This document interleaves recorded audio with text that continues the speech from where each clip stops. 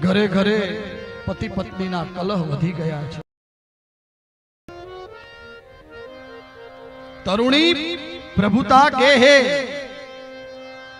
એનો અર્થ એક બીજો એવો પણ થાય છે કે ઘરમાં સ્ત્રીઓનું રાજ ચાલે છે. મારું ભાગવત એમ કહે છે, તરુણી પ્રભુતા ગેહે અને શ્યાલકો બુદ્ધિદાયક. મોટા ભાઈની સલાહ ન લે, શાળાની સલાહ લે, એવું મારું ભાગવત કહે છે. શ્યાલકો બુદ્ધિદાયક અને કન્યા વિક્રીણો લોભા દંપતી નામ ચ કલ્કનમ. અમારા ગુરુદેવ તો એવું કહે છે કે ક્યાંક કન્યા વેચાય ને ક્યાંક વર વેચાય. હા હા, કેમ નહીં, એવો કળિયુગ છે અત્યારે. ખરેખર કન્યા વિક્રીણો લોભા દંપતી નામ ચ કલ્કનમ. જ્યાં જોવે ને ત્યાં કલહ કલહ ને કલહ. હે દંપતી નામ ચ કલ્કનમ.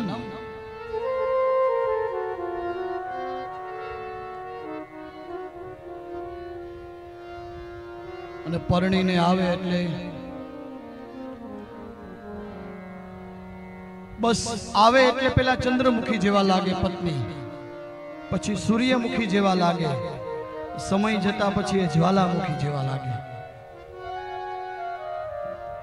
એવું ભાગવતજી કહે છે કે દંપતી નામ ચ કલ્કનમ.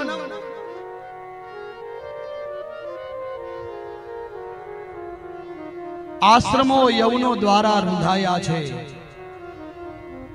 ચારે બાજુ દુષ્ટ લોકો, કોઈ યોગી નહીં, કોઈ સિદ્ધ નહીં, કોઈ જ્ઞાની નહીં, કોઈ સત્પુરુષ નહીં. બધા જ કડી રૂપી દાવાનળથી બળી રહ્યા છે અને ભસ્મ થઈ રહ્યા છે. નારદજી કહે છે કે હે સનત કુમારો, આ કળિયુગના દોષો જોતો જોતો હું યમુનાજીને કિનારે આવ્યો.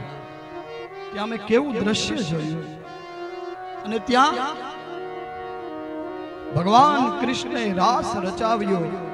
એ જગ્યા મધુવનમાં હું આવ્યો અને ત્યાં મેં એક દ્રશ્ય જોયું.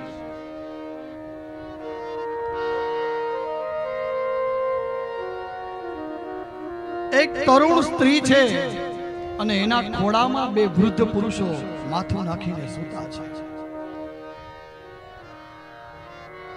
એ સ્ત્રી રડતી હતી, પુકાર કરતી હતી, કોઈ મને બચાવો, કોઈ મને બચાવો, કોઈ મને બચાવો.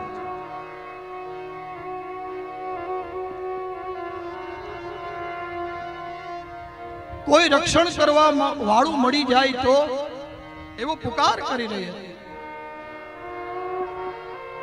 અને એ સ્ત્રીએ મને દૂરથી જોયો એટલે અવાજ કર્યો, ભો ભો સાધુ ક્ષણમ દિષ્ઠ મચ્ચિંતામપિ નાશય દર્શનમ તવ લોકસ્ય સર્વથા.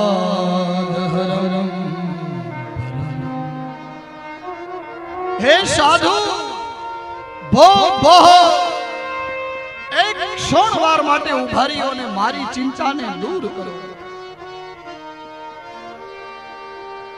હે સાધુ, એક ક્ષણવાર માટે ઉભા રહ્યો, મારી ચિંતાને દૂર કરો. એટલે તો બપોરે કીધું તું, સાધુની ક્ષણ અને આવા ભગીરથ કાર્યો થતા હોય ત્યાંનો કોણ એ વેડફવો નહીં.